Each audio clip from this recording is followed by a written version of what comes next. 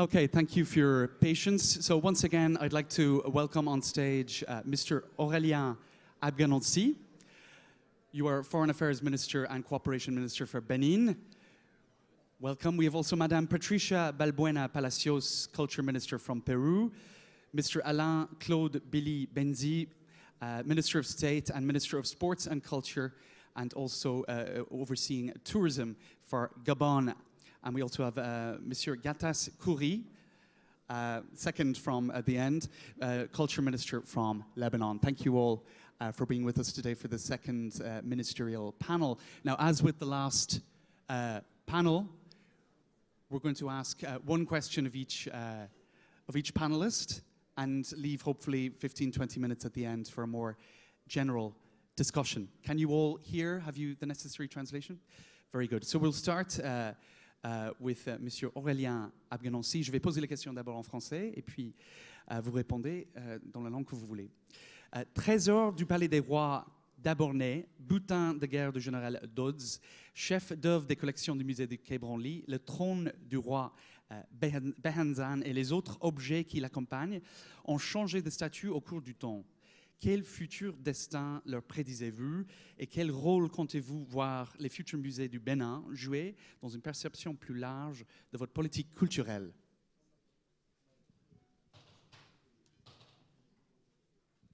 Je vous remercie de votre question. Je pense que intervenir à la suite du président Patrice Talon qui a clairement exprimé ce que le Bénin attend de ce combat, parce qu'il s'agit d'un véritable combat, mais un combat qui se situe sur le terrain de la coopération, de l'entente entre les peuples, parce qu'il faut respecter toutes les mémoires.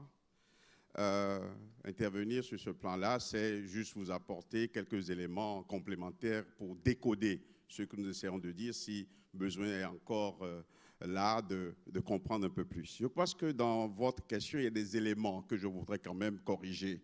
Lorsque vous citez le trône du roi Béhanzin, vous citez quelques-uns de nos biens et vous dites qu'ils ont changé de statut dans le temps.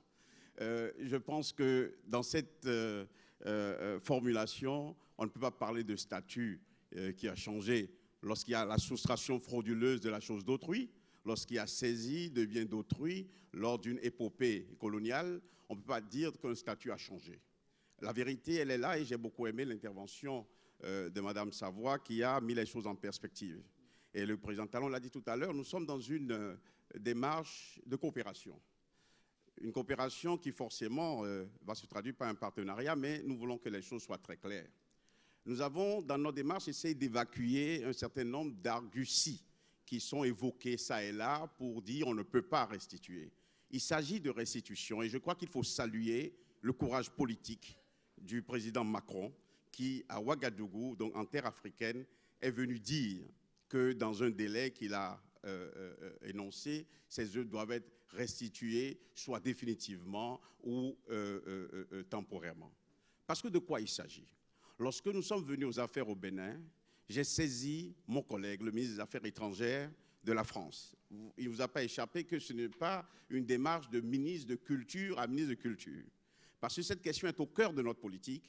Nous avons, en concertation avec, bien sûr, mon collègue de la Culture, sur l'instruction du président, saisi le ministre des Affaires étrangères. Quand deux États s'échangent des informations importantes, échangent sur un sujet important à ce niveau-là des ministères de souveraineté, c'est que c'est une question qui est très sérieuse. Et ce n'est pas par hasard que malgré son agenda très chargé, mon président s'est déplacé pour venir dire le Bénin de la restitution devant vous. Parce que c'est un discours important qu'il a prononcé aujourd'hui, c'est un discours fondateur. Il s'agit pour nous de clarifier ce débat et d'avancer. Et j'aime bien l'expression du retour vers le futur. Le futur pour nous, c'est quoi?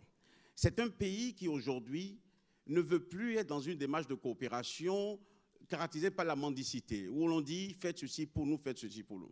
C'est de regarder notre potentiel, nos potentialités, de regarder ce dont nous disposons et que nous n'avons pas révélé au monde. Ce dont nous disposons que nous n'avons pas su mettre en valeur et que désormais nous voulons mettre en valeur. Et de dire, parmi ces choses-là, nous avons le parc de la Pendjari, nous avons nos plages, mais nous n'avons pas que cela. Notre offre touristique, parce que nous avons choisi le tourisme comme l'un des accélérateurs de notre croissance économique. Il s'agit de créer les richesses, il s'agit de développer notre pays à partir de ce qui est à nous.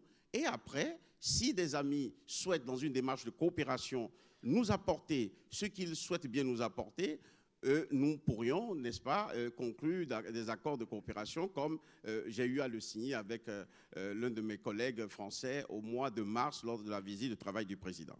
Donc, parmi ces éléments qui peuvent affiner notre œuvre culturelle, nous avons estimé que ces biens qui sont à nous, qui appartiennent à notre histoire, ces biens qui sont un peu incongrus quand vous les voyez dans certains espaces. Et je vais vous raconter une anecdote tout à l'heure. Ces biens-là peuvent venir en complément de ce que nous avons à mettre dans l'offre culturelle de 5 étoiles, sinon plus, que nous avons à offrir au monde, à révéler au monde. Alors, je disais que nous avons évacué une question, c'est la question de la conservation. Vous savez, c'est un peu l'histoire d'un monsieur à qui on prend quelque chose, les enquêtes permettent de le voir, et après on dit, mais vous savez, ce costume-là, vous ne pouvez plus le garder chez vous parce que votre amour risque de créer des mythes. On va le garder, mais ce serait dans le patrimoine partagé. La notion de patrimoine partagé, moi je l'accepte, mais je l'accepte à condition que ces biens-là soient dans l'espace auquel ils appartiennent et d'où ils n'auraient jamais dû partir. Ça, c'est la première chose. Donc, patrimoine partagé, oui, mais les biens doivent être là où ils doivent être. Ça, c'est un. La deuxième chose, ce que nous avons évacué, c'est quoi? C'est de créer ces conditions. Il ne faut pas écouter et ignorer des arguments que certains évoquent, parfois de bonne foi. Et je pars d'abord de l'élément de bonne foi. La bonne foi, c'est de dire, attention, on a été abommé. Je crois que le journaliste m'a dit une fois sur TV5, mais il n'y a que 5 gardiens. Ça ne suffit pas pour faire comme on fait au musée du Quai Branly. Et je lui ai répondu, nous sommes un gouvernement qui s'est engagé dans la modernité. Nous allons créer, et nous sommes en train déjà de créer les conditions de conservation idéales, conformes aux standards internationaux. Nous avons pris des cabinets de référence, du point de vue architecture d'abord, qui seront associés bien sûr à des architectes de chez nous, pour créer les musées dont a parlé le président tout à l'heure. Le musée Vaudon à Porto-Novo, le musée des Amazones et le musée des Rois à Abomey, et aussi un musée qui traite de la question de la traite négrière à l'Ada et le mémorial avec un bateau négrier qui sera installé à Ouida. Nous avons pris d'abord des architectes de renommée internationale. Il se trouve par hasard que dans l'appel à candidature que nous avons fait, c'est des Français. C'est vous dire que nous sommes dans une démarche de coopération et d'amitié. Ensuite, nous avons pris aussi des maîtres d'ouvrage qui surveilleront la qualité de ce que nous avons à offrir. Et nous avons pris des cabinets de référence que je ne voudrais pas citer ici, parce que ce n'est pas un lieu de publicité, pour que ces espaces que nous aménageons, ces espaces qui seront de qualité égale ou parfois supérieure à des espaces qui sont dans l'hémisphère nord, puissent permettre de recevoir ces œuvres, puissent permettre ce retour vers le futur, parce que le futur que nous voulons décliner, c'est un futur de développement. C'est un futur où nous partons de ce qui est à nous pour nous ouvrir, pour nous offrir au monde. Et nous sommes tout à fait ouverts, et les échanges entre le président Emmanuel Macron et le président Patrice Talon ont porté sur ces sujets-là. Nous sommes tout à fait ouverts à de grandes expositions itinérantes. Nous exposerons ces œuvres que nous aurons récupérées. Nous pourrions revenir les exposer à Paris, nous les exposerons à Berlin, à Tokyo, pourquoi pas à Washington. Parce que le Bénin reste aujourd'hui un pays complètement ouvert. Un pays qui pense qu'effectivement, c'est dans une démarche de coopération, une démarche d'échange, une démarche qui respecte, et je l'ai indiqué tout à l'heure, toutes les mémoires que l'on pourrait arriver, et Mme Nissen l'a bien dit tout à l'heure, à un système qui contribue à la paix. Nous sommes dans une maison des Nations Unies, nous sommes dans une maison où le mot d'ordre, c'est la paix. Et Madame la directrice générale, lorsque dans l'acte constitutif de votre organisation, on dit que les guerres naissant dans l'esprit des hommes, c'est dans l'esprit des hommes qu'il faut ériger les défenses de la paix, restituer les œuvres, faire en sorte qu'elles puissent circuler, accepter la définition de patrimoine mondial, mais dans l'acception que j'ai précisée tout à l'heure au nom du Bénin, à la suite de mon président, c'est élever des défenses de paix dans l'esprit et dans la tête des hommes et pour éviter les violences futures. Profitons du moment où, à Paris, à Cotonou, il y a des personnes très raisonnables, des personnes ouvertes vers le futur. N'attendons pas que ce soit dans 20 ans, 40 ans, que Madame Savoie puisse dire « Oh, mais j'ai évoqué cette question et on n'a pas pu régler le problème ». Faisons en sorte que ce soit maintenant. Et c'est dans ce pays qu'un président a écrit « C'est ici et maintenant qu'il faut s'organiser pour la restitution des œuvres en toute amitié, en partenariat, en fraternité, parce que le Bénin, voyez-vous, est un pays de paix, un pays d'amitié. Je vous remercie. Merci beaucoup, Monsieur Abganansi. Alors, on va passer, we're going to go now to Monsieur Gatas Kouri, Culture Minister of Lebanon.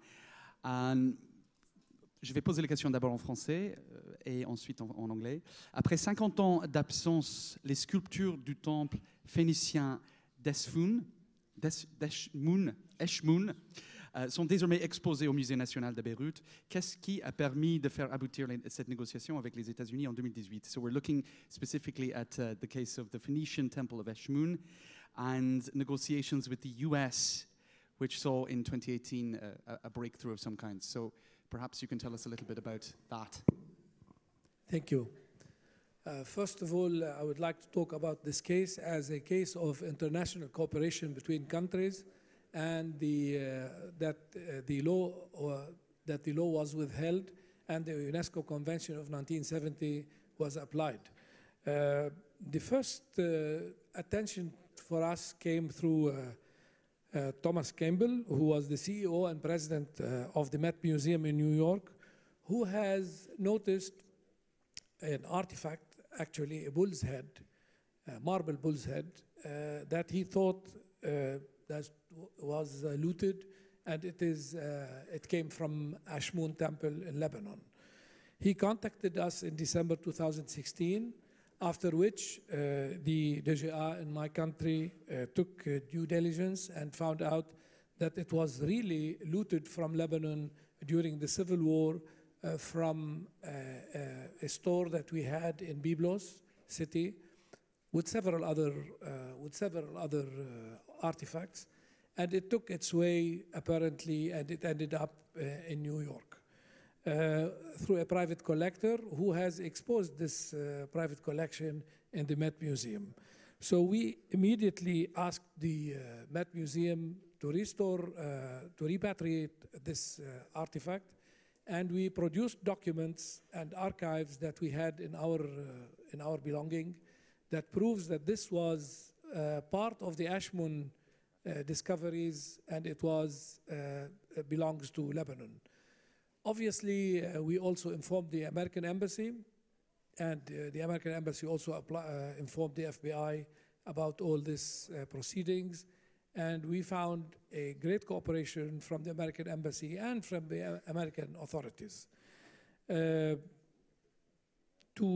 go back to the bull's head, actually, the Met informed the Attorney General of New York, Cyrus Vance, who actually took action and delegated the responsibilities to his assistant, Matthew Bogdanos, who was a colonel in the Marines and served in Iraq and had great experience in recovering stolen artifacts from Iraq, and took a great interest in this subject, and immediately sequestrated the artifacts and actually raided the house of the private collector, to his surprise, to find other artifacts that belonged to Ashmoun, also 4 or 5 other artifacts that belonged to Ashmoun that were discovered in Ashmoun. After that, we had to go into a struggle with the client. The client, who was a private collector, filed a case against us in the civil courts in the United States, claiming that we do not own these artifacts. At this stage, we asked a law office in New York, Cleary, Gottlieb, and Hamilton. I'm saying their name because, to tell you truly, they donated to defend Lebanon's right as a pro bono case. And as a pro bono case, they defended us. And when the customer, the owner who claimed his ownership to these artifacts, found out that we also had a private law office that is defending us. He dropped the case, and in September 2017, the Attorney General office decided to repatriate the bull's head and 4 other objects that were discovered at the same time. What is the lessons to be learned from this case? First of all, the rule of law should be held. The UNESCO Convention of 1970 should be applied. National inventory of each country should be properly documented, because without documentation you can never claim any object that belongs to you. And the international cooperation is a clear case of international cooperation between us and the United States. In this case, we would hope that it will be a clear cooperation between us and many other countries, hopefully. And on top of this, ethical correctness. I think countries should have ethical correctness. When something belongs to another country, they should have the ethical correctness of saying, we will return this, whether it belongs to a private collector, because any private collector should make due diligence before paying his money, and should make sure that this was not a stolen object. And in this case, obviously, there was no due diligence from the collector who bought these artifacts from the market in London. And on top of all of this, we all as countries should fight illicit trafficking. In my country, in Lebanon, we are fighting illicit trafficking. As you know, we are now fighting illicit trafficking from Iraq and from Syria and from Lebanon during the civil war. It takes a lot of effort. We have, with the American Embassy, trained several of our custom officers to recognize what is antiquity illicit trafficking. And we are also training the ISF, Internal Security Forces, to be more aware of these objects and to be more aware of illicit trafficking. Obviously, this, with the cooperation with many other countries who are interested in illicit trafficking, we would be able to control this illicit trafficking, and we would be able to control better the ownership of these very important historical objects that belongs to each nation and country. Thank you.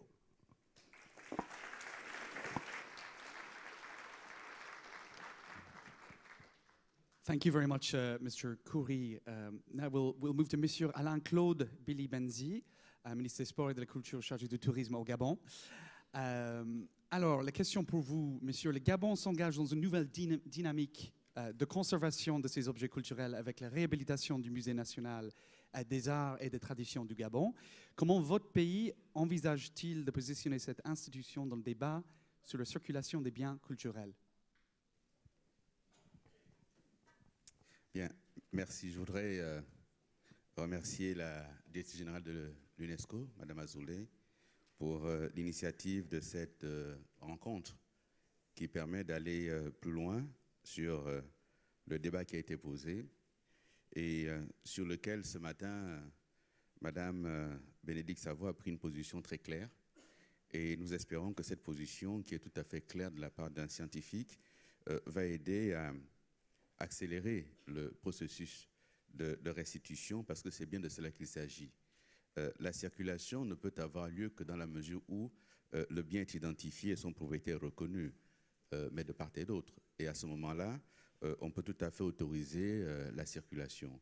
C'est exactement le phénomène qui se produit aujourd'hui avec le monde du numérique et de l'Internet, où chacun a accès à la connaissance, mais chacun sait exactement qui est propriétaire, qui est détenteur des droits. Et de ce point de vue, il ne peut pas y avoir de circulation sans identification claire et sans propriété. Sur la question que vous posez, il est bien évident que de notre point de vue, mais c'est communément partagé, les musées sont des outils pas seulement de conservation de la mémoire, mais aussi de transmission de ces mémoires. C'est pour cela que dans la démarche que nous avons entreprise au niveau du Gabon, nous avons commencé d'abord par poursuivre la politique qui a été posée déjà depuis 1975 avec la création d'un musée national. Et aujourd'hui, nous avons entrepris de le mettre aux normes, de sorte que la problématique qui se poserait en termes d'espace de conservation, comme cela a été rappelé ici, ne soit pas pour nous un obstacle ni un frein, mais que effectivement l'infrastructure soit posée, que le projet scientifique et culturel derrière le musée soit clairement dessiné, de sorte que les œuvres qui se trouvent aujourd'hui au nord trouvent un espace qui permette également aux jeunes Gabonais et aux Gabonaises de venir dans leur propre musée pour se rendre compte de ces identités. Parce qu'en plus de la question des lieux, des espaces, et bien entendu la question juridique de la conservation, de la protection, la question réglementaire, il y a bien entendu la conception que nous avons, nous, de cette question. Nous parlons du musée des arts, nous ajoutons des rites et des traditions. Parce que bien entendu, ces pièces sont attachées à des rites, sont attachées à des traditions, et que ces traditions vivent aujourd'hui, mais elles vivent désormais sans les pièces qui en ont été, à défaut d'avoir été des vecteurs, du moins les pièces qui ont permis leur création. Il s'agit donc pour nous de faire en sorte que ce musée des arts, des rites et traditions soit un espace non seulement où on va conserver, mais on va également restaurer les mémoires. Il s'agit de les restaurer.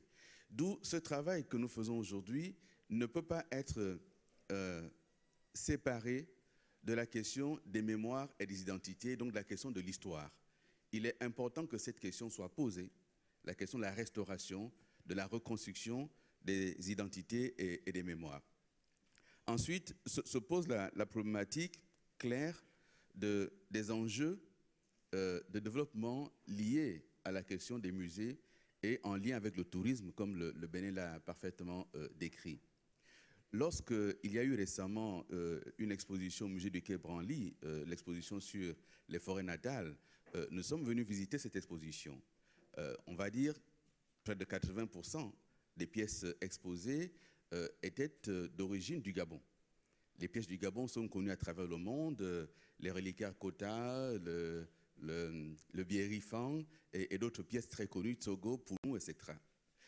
Qu'un jeune Gabonais soit contraint, pour voir ces pièces, de trouver un billet d'avion pour venir à Paris, de payer son séjour à l'hôtel, de se déplacer pour aller dans un musée qu'il faut payer également pour voir des pièces qui sont des pièces qui racontent ces rites, ces histoires et ces traditions. Nous trouvons que si aujourd'hui on peut effectivement parler de restitution, cette restitution se fait dans un contexte où on amène également du développement à nos pays. Parce que ce serait le chemin inverse pour les habitants du Nord qui viendraient donc au Bénin, au Gabon, au Mali, pour visiter dans nos musées ces pièces. Mais dans le même temps, si la restitution se fait de sorte qu'on n'arrive pas à s'ouvrir, cette restitution ne serait pas utile. Il s'agit donc de restituer et de permettre la circulation. D'où il serait peut-être possible que l'UNESCO dispose d'un fichier des œuvres majeures, de leur traçabilité, pour en faciliter la circulation. À défaut d'avoir un gendarme qui régulerait, peut-être que l'UNESCO pourrait être l'institution qui aiderait à disposer de ce fichier des œuvres majeures pour en faciliter la circulation. Dans la démarche qui a été la nôtre, c'est également d'accélérer la coopération.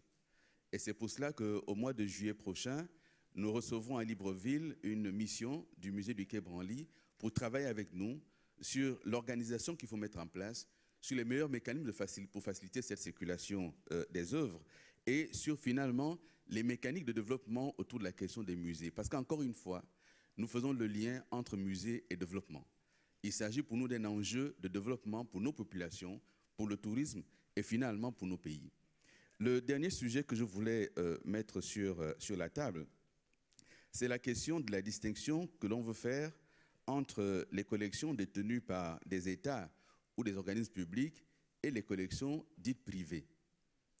Dans la mesure où ces échanges auraient été faits sans des contextes de réglementation clairement établis, avec une législation où effectivement celui qui aurait cédé l'a cédé dans des formes requises, nous serions donc là en position de ce que l'on pourrait désormais appeler des biens mal acquis, dans l'autre sens. Il s'agit donc de mettre en place des mécanismes pour qu'en retour, ces biens, même dans le contexte où elles seraient entre les mains de collectionneurs privés, qu'on aille regarder dans quelles conditions ces biens auraient été acquis.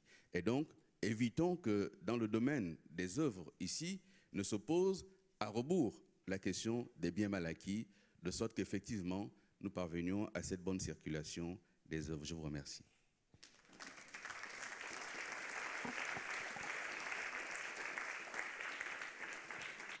Merci beaucoup. Et maintenant, on passe à la dernière intervention, à Madame Patricia Balbuena Palacios de la Pérou. Je vais poser les questions d'abord en français. En 2016, le Pérou a signé avec la Suisse un accord bilatéral en matière de transfert international des biens culturels. Que pouvez-vous nous dire sur cet accord et comment va-t-il influer sur les politiques de sauvegarde et de valorisation des biens culturels au Pérou? Vous avez la traduction? Muy buenos días a todos y todas. Primero, muchísimas gracias por la invitación a la directora general de la UNESCO. Me siento muy orgullosa de venir en representación de los países hispanohablantes y por eso creo que todos tienen que escuchar ahora en español. En segundo lugar, resaltar la importancia justamente de Perú como país, digamos, latinoamericano, que no solamente está en esta discusión alrededor de la repatriación. Y creo que antes de responder la pregunta, quisiera señalar que este problema del cual estamos hoy día discutiendo no es un problema que solo se remonta al tema del periodo de la colonia y cuando fuimos, digamos, con países colonizados, y a décadas atrás, sino que estamos hablando de un problema que sucede hoy. Solo en el 2017, en el Perú, pudimos detener a través de la labor de incautación 5.000 bienes que salían por el aeropuerto. 5.000 bienes, de manera formal, es decir, lo que pudimos registrar, es decir, aquello que no podemos y que sale por otros lados en el tráfico de estos bienes, imagínense ustedes la lista que tenemos, y ahí creo que es importante la discusión entonces sobre las responsabilidades de los estados, también con el tema de las colecciones privadas. Es decir, hay bienes que no solamente están dentro de los estados y que nos corresponde regular, sino también los bienes que están en las colecciones privadas y que actualmente no le podemos seguir el rastro para poder iniciar las acciones correspondientes. Entonces, en relación, quería hacer esa tingencia para pasar luego a responder la pregunta que se nos ha planteado. En junio del 2016, Perú firmó un acuerdo con el Consejo Federal Suizo que quisiera destacar acá primero la premisa de ese acuerdo. Y la premisa de ese acuerdo es el reconocimiento de ambos estados sobre el peligro que significa para el patrimonio, para el patrimonio cultural de la humanidad, el robo, el saqueo, así como la importación y la exportación ilegal de bienes culturales. Esa es la premisa, creo yo, importante de este acuerdo y la que nos permitió entonces definir los arreglos institucionales entre ambos países. Y voy a destacar dos puntos relevantes de ese acuerdo. El primero es que ese acuerdo nos definió una lista definida y explícita de cuáles son los bienes a ser repatriados. En esa lista, por ejemplo, incluimos textiles, metales, cerámica, líticos, objetos de material orgánico y restos humanos precolombinos. ¿Qué nos permite tener una lista definida? Nos permite entonces más claridad y seguridad en la supervisión de dichos bienes entre ambos países. Otro punto relevante de ese acuerdo es el intercambio de información sobre el trabajo de ambos estados y de sus autoridades competentes sobre los robos, saqueos, pérdidas o cualquier otro acontecimiento relacionados con los bienes culturales de las categorías que antes les he señalado.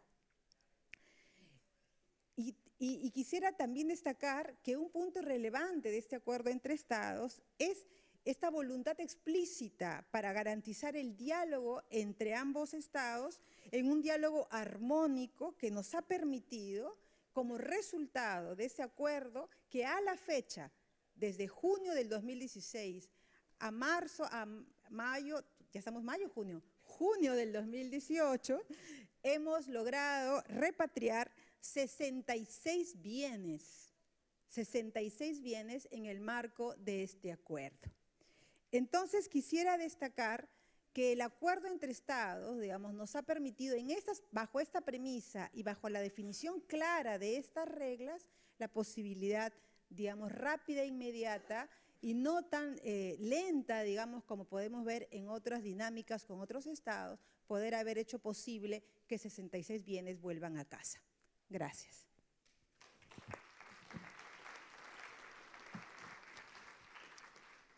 Merci beaucoup. So the questions perhaps I will ask in English. I think one point that keeps coming back in all of the interventions of ministers is the question of timing and timelines. A word that both ministers used is acceleration.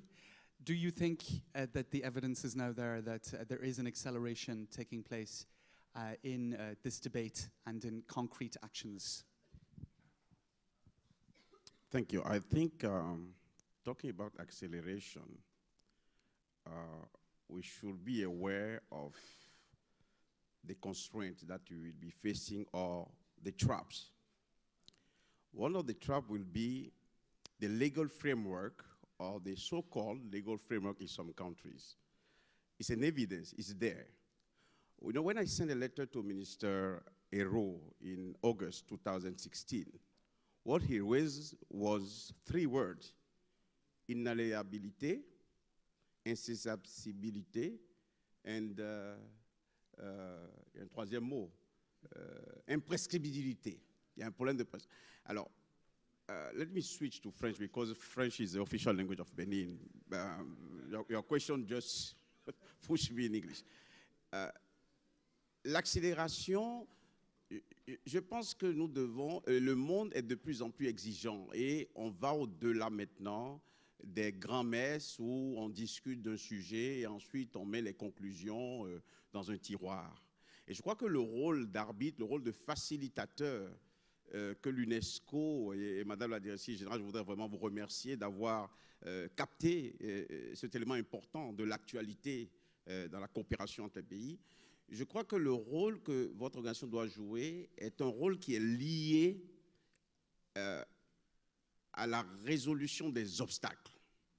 Ces obstacles peuvent être le fait que l'on se cache derrière le droit positif dans chacun des pays.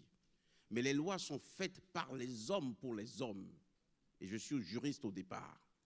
Et donc, on peut faire évoluer la loi. Et vous avez évoqué le cas où on a dû faire une dérogation pour permettre à la France de restituer à un moment donné des objets importants. Donc ça, c'est la première chose. Et il faut recenser ces obstacles-là et aider certainement ces pays. Je crois que c'est la première chose. La deuxième chose, c'est la volonté politique. Ce n'est pas n'importe quoi quand un président de la République française dit « on va le faire ». Ça change totalement le débat. Et lorsque Stéphane Martin s'est rendu, le président du Quai Branly s'est rendu à Cotonou il y a quelques mois, juste après la visite du président Talon ici, et il a dit clairement, le fait qu'il y ait maintenant cette volonté politique au nord comme au sud, donc l'accélération est donnée déjà, je crois que le là est donné déjà par les politiques.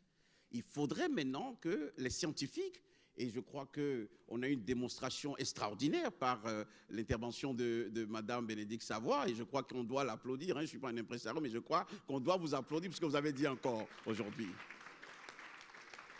Les scientifiques sont d'accord, et ceux qui sont entre les politiques de haut niveau que sont le chef d'État et les scientifiques, c'est-à-dire les ministres, sont convaincus. Et aujourd'hui, on a de plus en plus de ministres qui sont au fait de ces questions-là. Le président Talon n'est pas venu avec un seul ministre. Je suis là avec mon collègue Oswald Omeki, qui est le ministre de la Culture, du Tourisme et des Sports. Retenez tourisme et culture. Vous voyez? Donc, il y a aussi le fait d'identifier les acteurs qui peuvent faciliter la chose. Et je voudrais évoquer un autre cas, Madame la Directrice Générale. C'est la question des collections privées. Vous savez, nous avons approché, parce que ce n'était pas seulement les militaires qui repartaient, ce n'était pas seulement le général Dodds qui a ramassé des choses à Abomey, à Tchoukpa, à Ouawida, mais il y avait aussi les églises, de bonne ou de mauvaise foi. On convertit quelqu'un, il dit « je vous amène tout ce qu'il y a chez moi ». Et il donne à l'église. C'est ce que m'a dit un curé. Mais certains curés étaient collectionneurs. Et lorsque nous sommes rentrés en dialogue avec la conférence épiscopale de notre pays, et que nous avons approché informellement certains dignitaires des missions africaines de Lyon, les SMA, certains ont dit « nous sommes favorables à accompagner un tel mouvement si les lois du pays ne nous créent pas des problèmes ». Donc, tout tient dans la résolution de ces obstacles juridiques, mais aussi, il nous faut trouver un moyen pour maintenir cette flamme-là, parce que c'est une nouvelle flamme. Amadou Makhtarmbo l'avait allumée, on l'a éteinte. Et j'ai bien aimé ce que vous avez sorti des archives de Jiquel qui dit, bon, les sujets dont on n'ose pas parler. Je parlais d'une anecdote tout à l'heure. Je me suis rendu au musée du Quai Branly déjà au moins 3 fois. La deuxième fois, j'ai préféré aller seul, pas d'accompagnement, pas de collaborateur, tout et tout. Un dimanche après-midi, j'ai déjeuné au demeurant par là et puis je suis descendu. Ouais, je fais un peu de publicité quand même pour la gastronomie française. Et puis, une famille visitait le musée. Et j'ai vu un jeune garçon qui était avec ses parents et qui a été frappé par le beau trône du roi Guézo. C'est un trône qui est grand, qui est haut, qui permet de faire ce qu'on appelle la cérémonie de l'Ato dans le royaume d'Abomey, du Dahomey. Et il demandait à son père, je crois qu'il devait être un intellectuel, c'est un érudit, en fait, c'était quelqu'un qui était d'un certain niveau. Il demandait à son père, mais pourquoi ce trône est ici? Puisque le guide a expliqué l'importance, le côté sacré, tout et tout. Et le monsieur très honnête lui a dit, oh, après la colonisation, les gens l'ont ramené. Il dit, mais maintenant, ce n'est plus la colonisation. On doit le rendre, on doit le ramener là-bas. Et il a ajouté quelque chose qui m'a beaucoup frappé. Il dit, mais peut-être que ça peut porter malheur si on le garde ici. C'était ça mon anecdote. Donc il y a des égrégores qui sont liés à ces choses-là. Il n'y aura pas de malheur sur la France. La France, c'est un pays ami. Mais je pense qu'il y a toutes ces dimensions-là et l'UNESCO, pour moi, est l'acteur indiqué pour recenser, en appui au travail que Bénédicte Savoy et Felwine Sarr vont faire, pour recenser tous ces obstacles-là. Et c'est en les éliminant un à un qu'on peut accélérer le processus. Mais de grâce, ne laissons pas la flamme à nouveau s'éteindre. En tout cas, je peux vous assurer que pour le gouvernement du Bénin, et en ce qui nous concerne, nous n'abandonnerons jamais et ne laisserons pas cette flamme s'éteindre. C'est clair. Merci beaucoup. Pour moi, ce qui me frappe, en tout cas, une des choses qui me frappe, c'est tout le monde, ou énormément de personnes mentionnent l'intervention au début des événements aujourd'hui de Bénédicte Savoy, qui fait partie, je pense qu'on est la majorité d'entre nous au courant d'une comité de 2 personnes qui vont rendre un rapport, vous, Madame Savoy, avec Felwine Sarr, qui est une écrivaine sénégalaise, d'ici le mois de novembre. Donc, on a eu le discours de Ouagadougou novembre dernier et on aura ce rapport novembre cette année. Donc, je pense qu'on peut parler d'une accélération là, si on parle d'un délai d'1 an entre un discours et un rapport et ensuite, j'imagine, des actions concrètes. On va voir, évidemment. Mais est-ce que vous avez des remarques à faire sur ce rapport que va rendre Madame Savoy à Monsieur Macron, Monsieur le Président? Il me semble utile qu'effectivement nous parvenions à saisir le temps très court et le sens de l'histoire. L'histoire s'accélère, ça va très vite. Le débat qui est porté aujourd'hui, il vaudrait mieux que nous parvenions à le résoudre dans des cénacles comme celui-ci, plutôt que par la rue. Parce que si jamais la rue a le sentiment que nous traînons en longueur, que nous allons d'obstacle en obstacle, de condition en condition, on aura le sentiment qu'il y a volonté de ne pas accélérer. L'accélération ici, c'est à la fois le sens de l'histoire qu'il faut saisir, mais également les contraintes politiques qui peuvent naître d'une non-exécution rapide des décisions qui sont prises. Et donc, faisons en sorte que la rue n'ait pas à se saisir de ce dossier et que les gouvernements n'agissent pas sous pression de la rue autour de ce dossier qui est emblématique, qui est symbolique et qui, naturellement, s'il est mal géré, peut rendre compte de la difficulté de la coopération entre le Nord et le Sud. Mais s'il est bien géré, on va dans une meilleure coopération parce qu'on touche là à l'âme des peuples. Nous ne parlons pas d'autre chose. Nous ne parlons pas de biens matériels, nous parlons de l'âme des peuples. Il est utile de saisir le sens de l'histoire. Merci. Merci beaucoup. Madame, vous voulez dire quelque chose?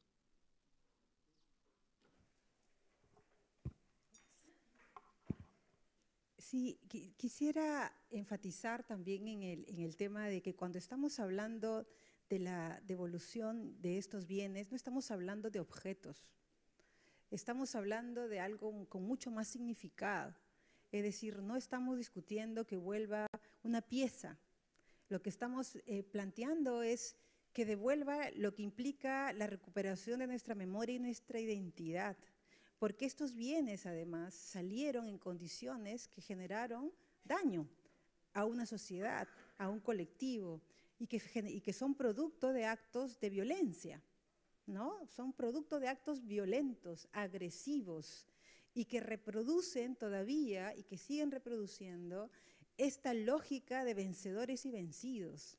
Entonces, este proceso, y por eso creo que el tiempo que demora, o el tiempo que ha demorado históricamente la devolución, porque romper ese binomio de vencedores y vencidos nos cuesta, duele, ¿no? Duele. Entonces, creo que también esto es parte de la recuperación de nuestros objetos, es parte de este proceso de sanar los vínculos y las relaciones entre países. Yo quisiera destacar un caso muy interesante para nosotros que este año lo hemos podido lograr.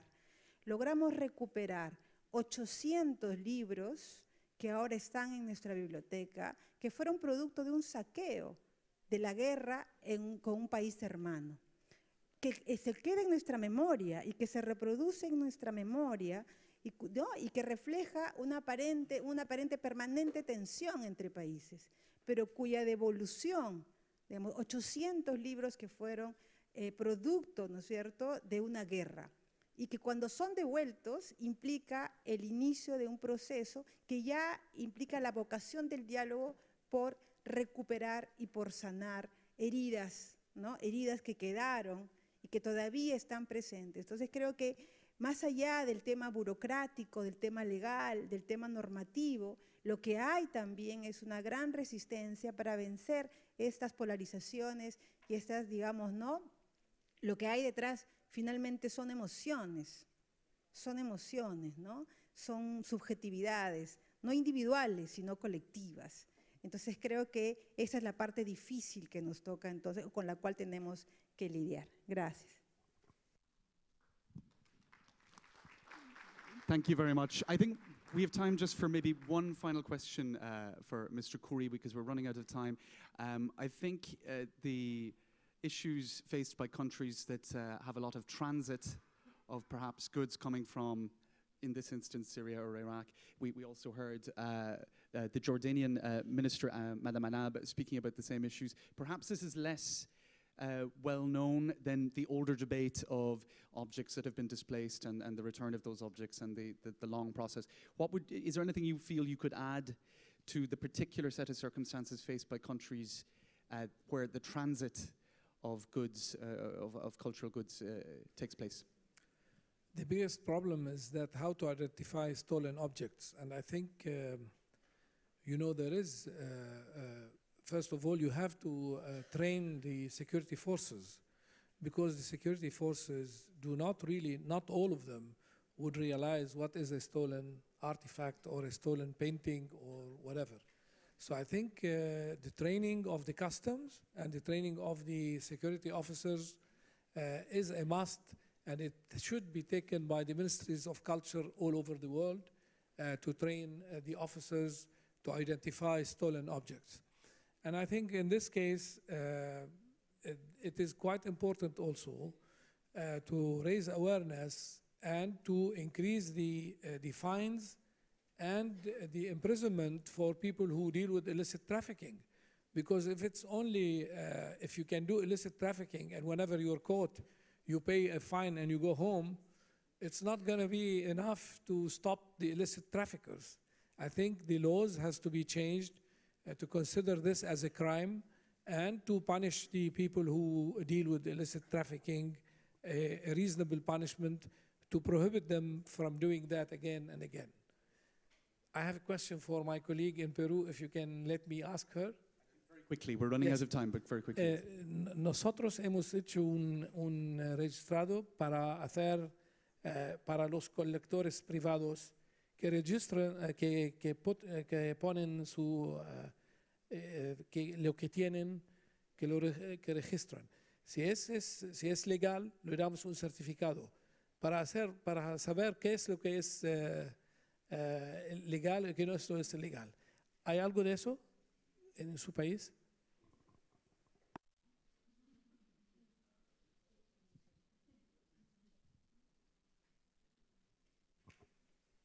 Qué gusto que tener un colega que hable español. Sí, nosotros estamos trabajando, tenemos en los coleccionistas privados un registro que nos permita, digamos, identificar los bienes y estamos trabajando para digitalizarlos. Pero uno de los temas también relevantes es que el actor privado que más bienes tiene y que no registra son las iglesias, ¿no? Son las iglesias. Y difícilmente, ¿no?, las iglesias tienen este registro, lo cual nos dificulta, por ejemplo, la protección. Y ahí hay un caso que tenemos muy importante, que son las pinturas coloniales del siglo XVII que tenemos y que están en todas nuestras iglesias locales y que finalmente hay un tráfico muy grande, pero que no podemos registrarla porque justamente quien la protege o quien la tiene no la ha registrado. Entonces ahí tenemos que avanzar con actores, con coleccionistas, pero principalmente con actores como la iglesia, ¿no? Thank you very much to our four ministers for participating. I think it's just some concluding remarks, if I may. It's a very vast and technical debate that goes from the private sphere, private collectors to public museums, from goods that were displaced many centuries ago to goods that are being pillaged, I suppose, in war situations right now. So it's an extremely vast debate, and I suppose all the more reason for forums such as this, where all of the different points of view are heard and exchanged and some sort of common ground is found, so that those famous guidelines can be elaborated on and concrete actions take place, because I think that's what everybody is hoping for in an accelerated manner. So the round tables will continue at 3 p.m. Ça reprend à 15 heures avec plutôt des panels d'experts. Donc pour le moment, c'est la pause déjeuner. Merci beaucoup. Merci.